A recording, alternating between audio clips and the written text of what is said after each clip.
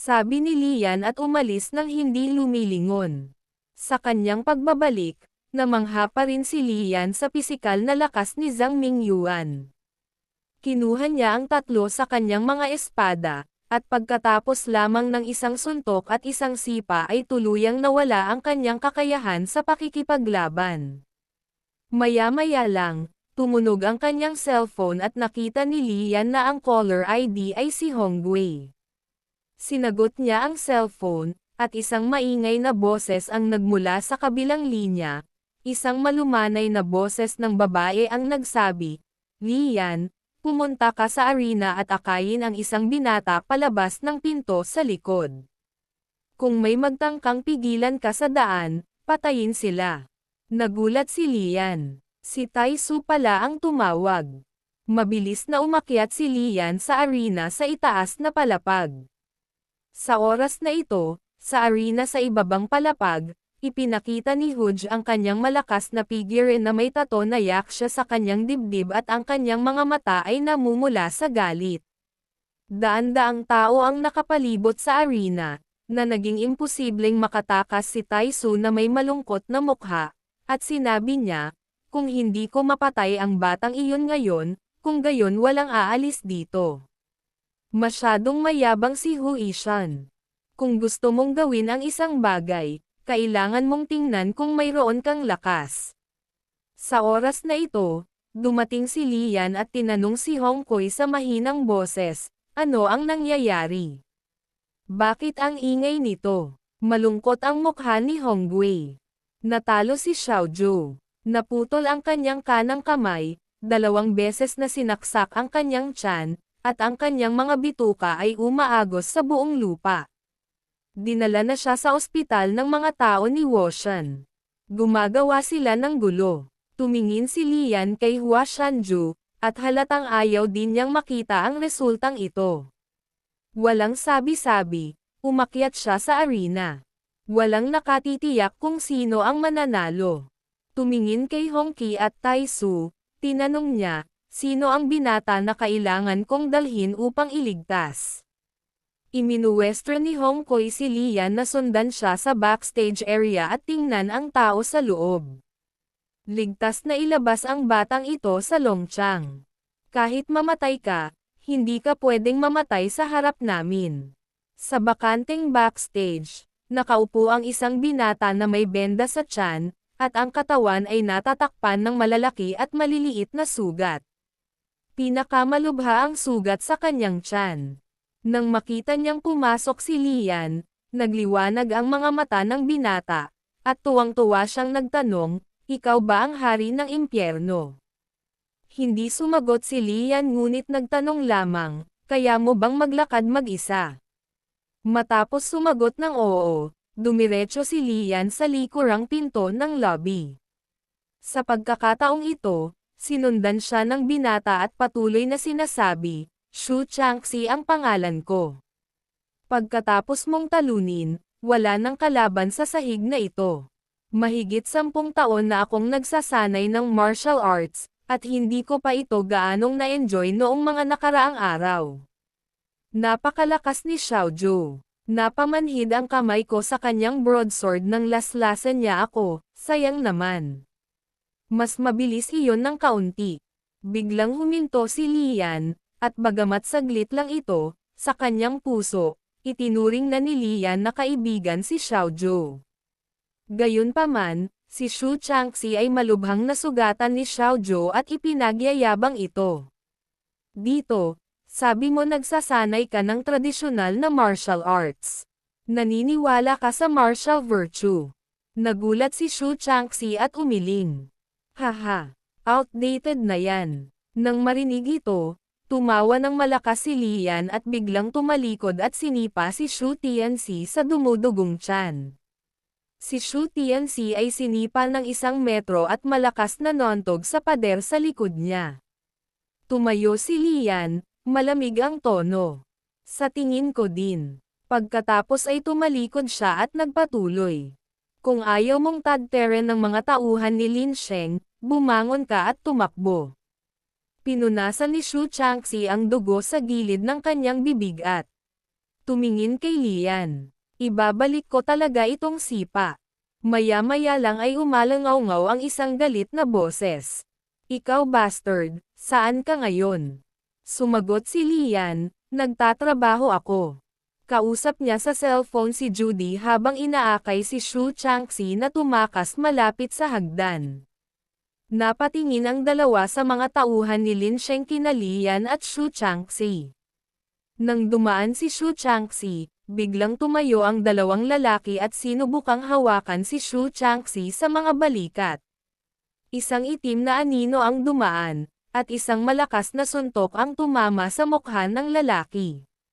Nakita ito ng isa pang lalaki at dali-daling pinulot ang punyal sa kanyang baywang, ngunit biglang nanlabo ang kanyang mga mata. Sinipa siya ni Lian ng malakas sa mukha. Agad na nahimatay ang dalawang lalaki. Kinuha ni Lian ang nahulog na kutsilyo at sinagot ang cellphone. Nakita niya ang isang grupo ng mga tauhan ni Lin Sheng na tumatakbo palapit sa kanya mula sa hagdanan na may mga armas sa kanilang mga kamay. Inihagis niya ang telepono kay Shu Changxi at nagmamadaling bumaba, sinipa ang isang gangster sa mukha gamit ang kanang paa. Pagkatapos ay tumalikod siya at pinilipat ang kanyang baywang, sinuntok ang isa pang lalaki sa dibdib. Pagkatapos ay ginamit niya ang kanyang momentum para itulak at itumba ang huling lalaki.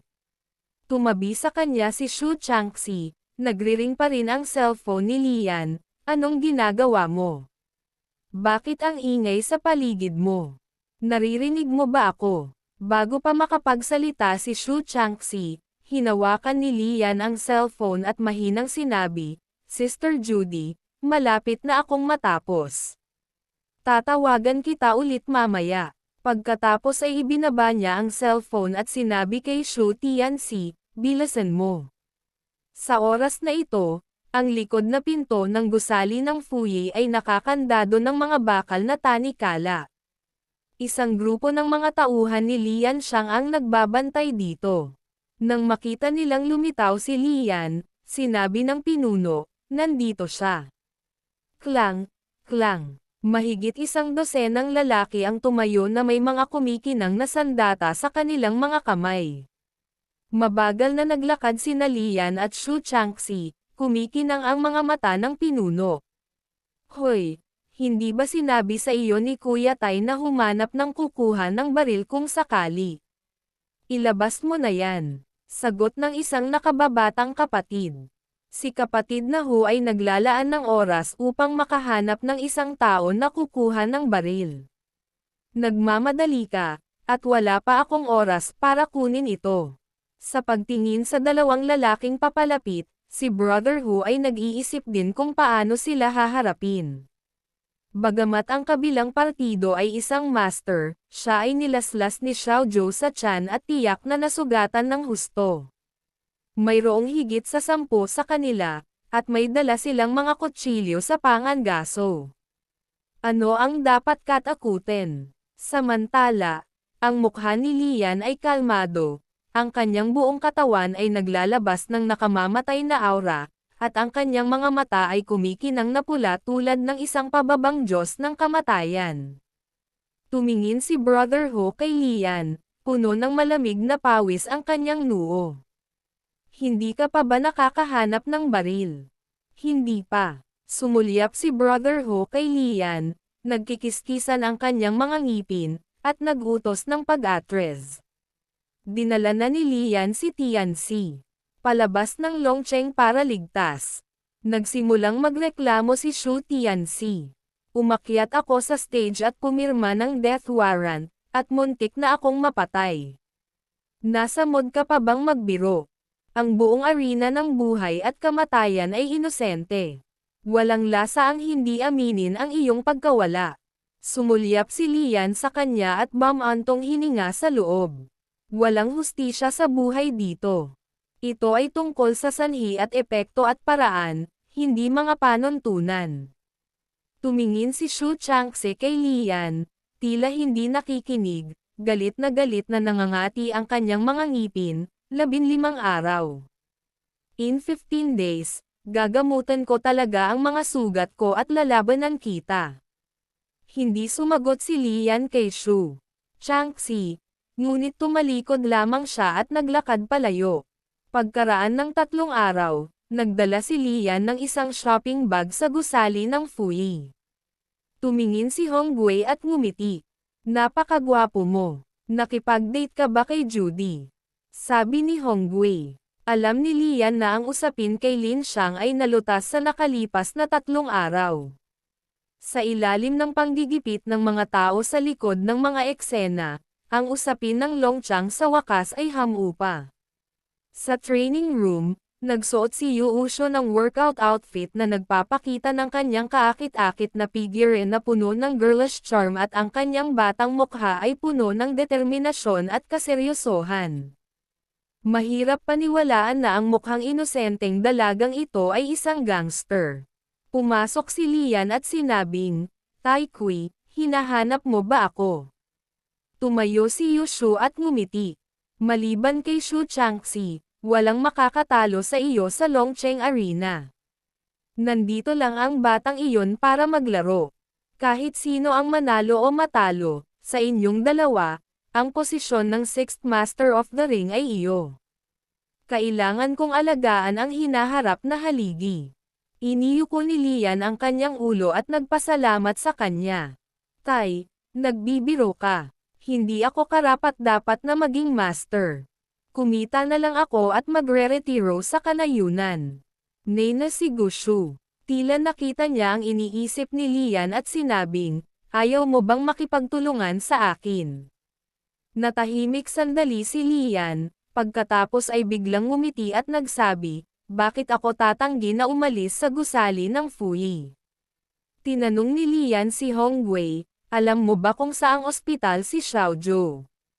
Tumingin si Hongwei kay Lian na may makahulugang ngiti. Bihira lang makakita ng taong may malasakit sa damdaming tulad mo.